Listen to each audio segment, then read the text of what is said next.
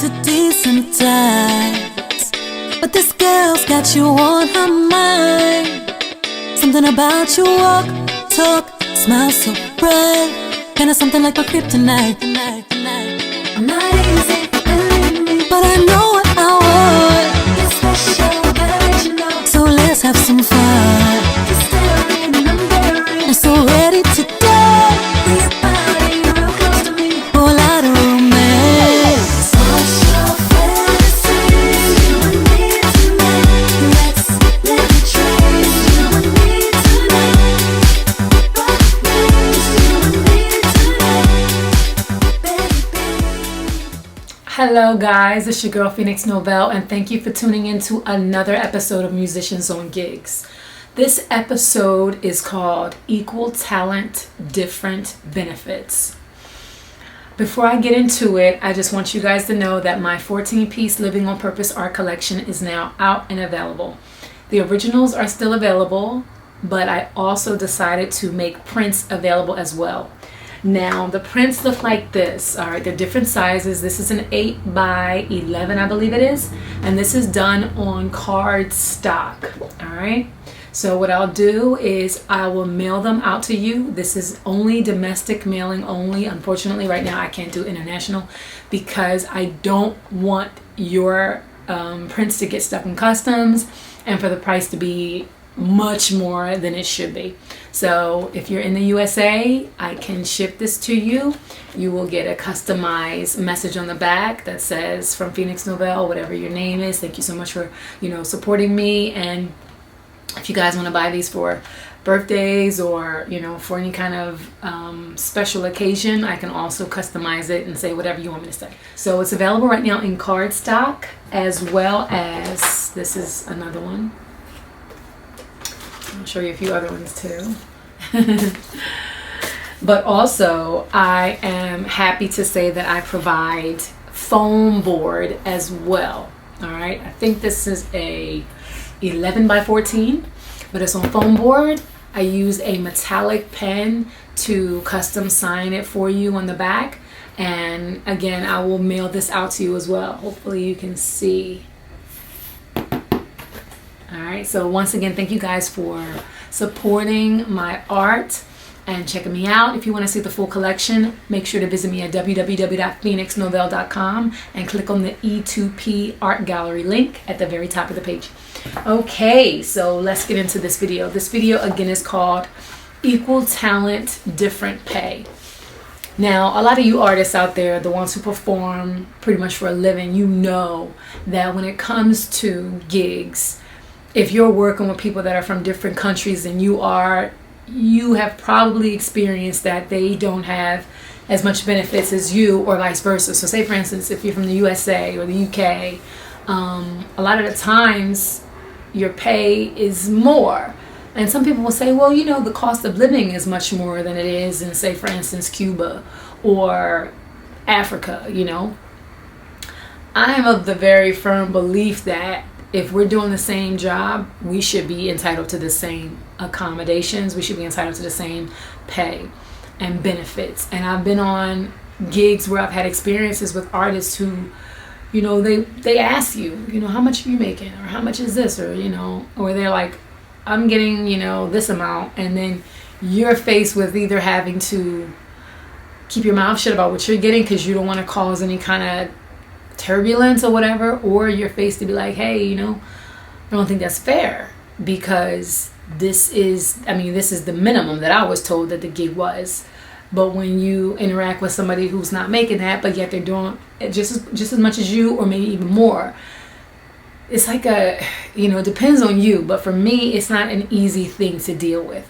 I've been on contracts before where some artists actually had to pay their own flight ticket to the gig.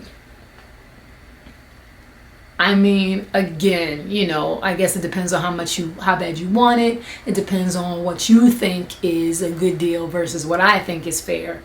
But I want to address this because at the end of the day, there are a lot of contracts out there and a lot of gigs out there where Booking agents and clients take advantage of that. They know that you have great talent. They like your look. They know that you'll probably be the best selling part of that band or that venue, but yet they don't want you to know that, or yet they'll take whatever they can based on the fact that they know that this is a good amount of money for you in your country. However, it's not what they're paying other artists. There was a situation where I was actually having dinner with one of the artists that I was working with, and he was from South Africa. We had a conversation somehow bordering on asking for a raise, and when I mentioned, what I was told the bare minimum was for all artists, he looked at me like he almost had tears in his eyes. And I was confused because I'm like, wait, what's wrong? He's like, well, I'm not getting that. I was told that this was the minimum, and the fact that you're sitting here telling me now that you're making this and you're asking for a raise makes me feel like crap. And I couldn't help myself. I couldn't help myself but be like, it's kind of messed up. I know that you agreed to take the gig. I know that you're already here, and the fact that they're paying for housing and this experience is great for you and you can send money home, and of course because of the cost of living in your country your money can go much further. But the fact of the matter is you have the same amount of talent and you're an integral part of this band. So why is it that the minimum doesn't apply to you as well? I was also working with a girl from Colombia at the time, and it was hell for her to get a visa. The process for them to leave their country can be so hard. And that's another thing that I am extremely grateful about, because being an American, it's much easier for us to travel the world and get work visas and work permits and to get approved. We don't need hardly much.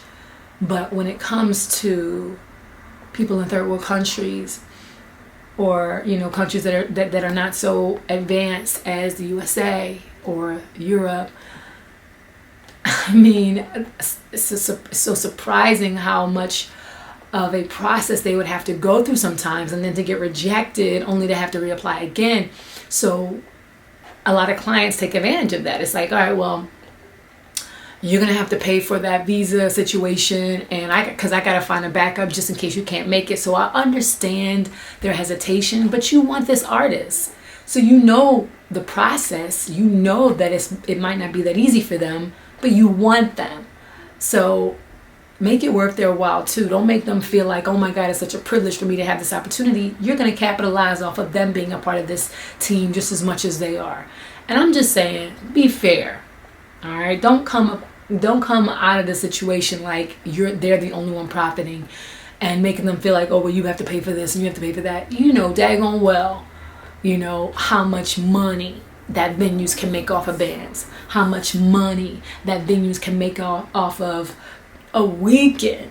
You know what I'm saying? And the fact that you get to promote this international talent, but yet you want to make somebody feel like you got to pay for your flight ticket, you got to pay for this, and you got to pay for that. And it made me sick to my stomach to realize how much this Colombian woman had to pay out of her own pocket.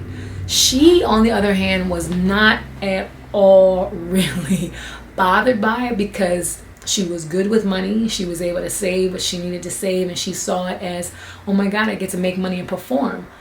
That's the way a lot of artists feel. We're grateful to make money and perform, but at the same time, you can perform anywhere. Your talent is making them money too. So don't make it seem like, oh my God, I'm so grateful to perform, because you ain't performing for free. And they're trying to get as much as they can. So I say, just know your worth and understand it. Just because you don't come from, one of the countries that are like booming out there and making rules and everything like that, doesn't mean that you're not vital. Doesn't mean that your talent is less than and less impressive.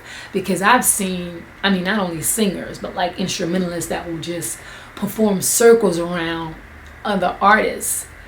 not because they're like trained to be better, but because they have great talent. And I feel like the moment that you try to separate that based on where they come from is the moment that you fail, you know. So this message is for artists out there that are, you know, from third world countries, or that believe that they should accept less because that's what's offered to them, as well as promoters and booking agents and clients who are looking to capitalize off of these artists. Don't play that kind of game, because artists talk to each other, you know, and it's about the ones who have integrity and understand that you know damn well that you like their talent. You know damn well that you're going to use them to market. You know damn well that they work their ass off, you know, sometimes even more than the ones from the more privileged countries, if you will.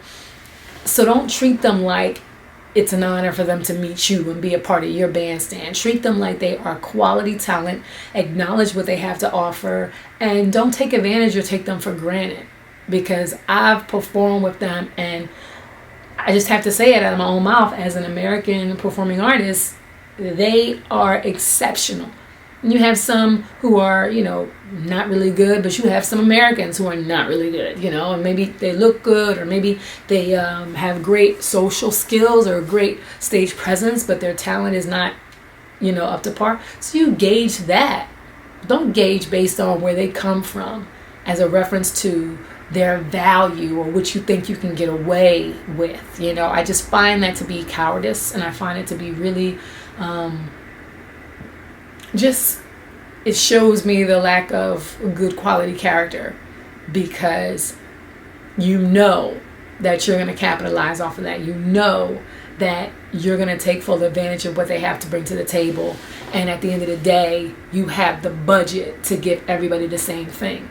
Now, when it comes to the front line versus the back line now, and some instrumentalists might be like, but I think that if you're in the front line and you're a band leader, or you're managing the band, or you're the one who's talking, or you're the face, or you're putting together the choreography, or you're socializing and kind of like overseeing the band, of course I believe there may be a little bit of wiggle room in the budget to provide more compensation to those people who play those roles. I think that that's legitimate, and I think it makes sense, but not based on my ethnicity, not based on my race, not based on where I come from, not based on where I was born, but judge me based on what I provide and what I bring to this band. If I have a name and people know me, okay, then of course I might be drawing in more people because of my notoriety, because of, you know, my success outside of your venue.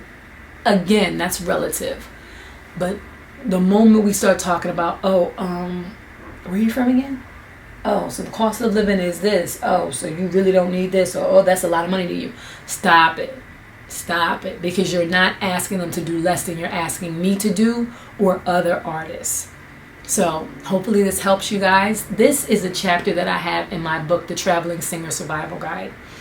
And I go into depth a little bit more about the experiences that I've had, you know, as a foreigner, and versus the ones that I've actually seen artists really struggling to prove themselves. So if you want to check that out, you can get my book, The Traveling Singer Survival Guide, at www.phoenixnovell.com. If you scroll down on the first page, I have like everything kind of like compartmentalized. So my ebooks and audiobooks is in a separate kind of little box. So when you scroll down, you'll see that, and then you can click on that tab, and then you can find the Traveling Singer Survival Guide. Hopefully this helps you guys, and tune in for the next Musicians on Gigs episode. Peace.